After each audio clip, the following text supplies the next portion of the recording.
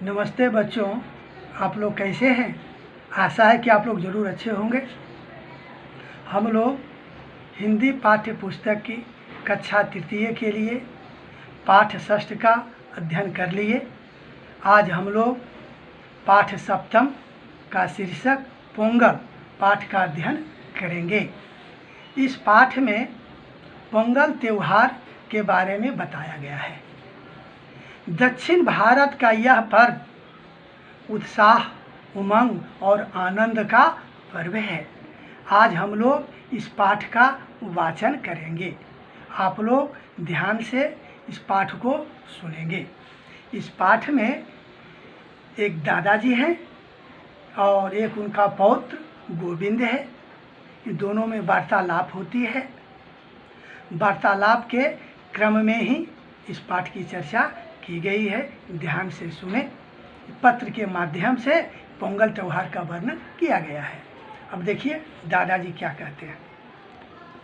बेटा गोविंदम, अम्मा कब से तुम्हें आवाज लगा रही है? तुम क्या लिखने में व्यस्त हो? गोविंदम कहता है, दादाजी मैं दिल्ली वाले अपने मित्र वेदांत को पत्र लिख रहा हूँ।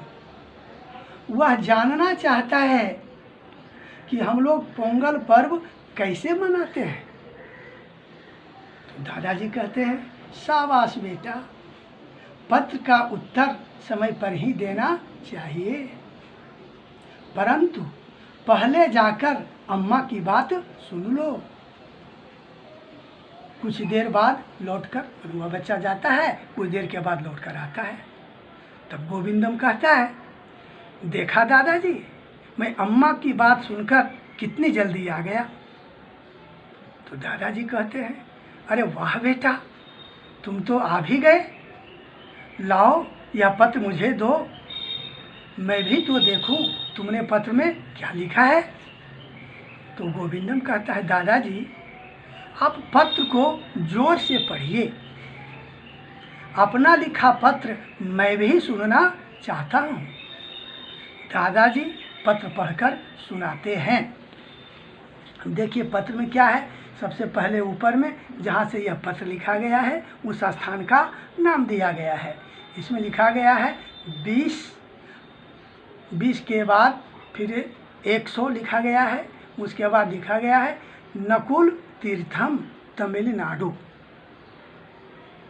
तारीख उसके बाद दिया गया है 25/12/2020 कहा जाए या 2000, जो भी है आगे लिखा हुआ उसे देखेंगे। प्रिय मित्र वेदांत, मैं यहाँ कुशल हूँ। आशा है तुम भी कुशल मंगल होगे। पिछले पत्र में तुमने पोंगल त्यौहार के बारे में जानने की उत्सुकता के विषय में लिखा था। इस पत्र में मुझे पोंगल की जानकारी देते हुए खुशी हो रही है। पोंगल तमिलनाडु का कृषि से जुड़ा सबसे बड़ा त्यौहार है। धान की फसल पकने की खुशी में यह त्यौहार धूमधाम से मनाया जाता है। जब उत्तर भारत में लोग मकर संक्रांति मनाते हैं, तब दक्षिण भारत के लोग पोंगल का त्यौहार मनाते हैं। यह बहुत ही अनोखा और प्यारा त्यौहार है। पहले दिन बोगी मनाया जाता है। इस दिन सब सदस्य मिलकर घर की साफ सफाई कर घर को सजाते हैं। नए चावल के चूर्ण से कोलम बनाया जाता है। सूर्य देवता की आकृति बनाते हैं। इस अवसर पर शर्कराई व्यंजन सूर्य देवता को समर्पित किया जाता है। अगले दिन मट्टू पोंगल बनाया जाता है।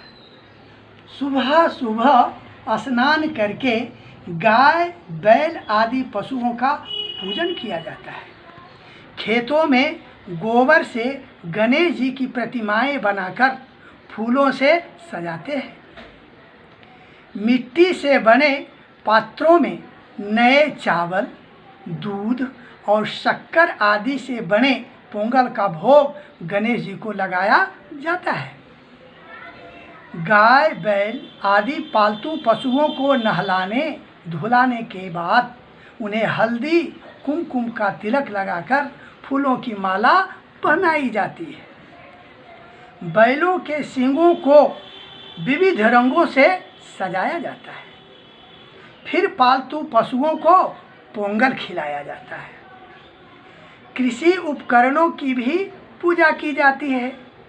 इस अवसर पर बैलगाड़ियों की दौड़ का आयोजन सभी में आनंद और जोश भर देता है।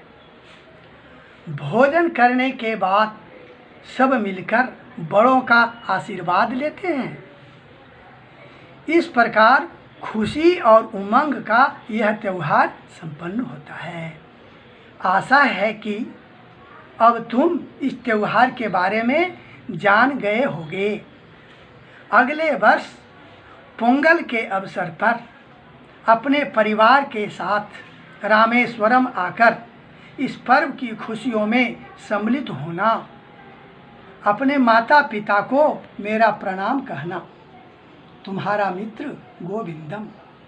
दादाजी कहते हैं, शाबाश बेटा, तुमने बहुत अच्छा पत्र लिखा है। बच्चों, आप लोगों ने इस पाठ को ध्यान से सुन लिया होगा और आप लोग पुनः इस पाठ का वाचन करेंगे और वाचन करने के बाद ध्यान से सुनेंगे भी। पुनः एक बार या 2 बार इस वीडियो को सुनेंगे और इसको सब्सक्राइब करने की कोशिश करेंगे। जो बच्चे सब्सक्राइब कर दिए हैं वो सब्सक्राइब नहीं करेंगे और जो नहीं किए हैं वो सब्सक्राइब जरूर करेंगे। धन्यवाद बच्चों।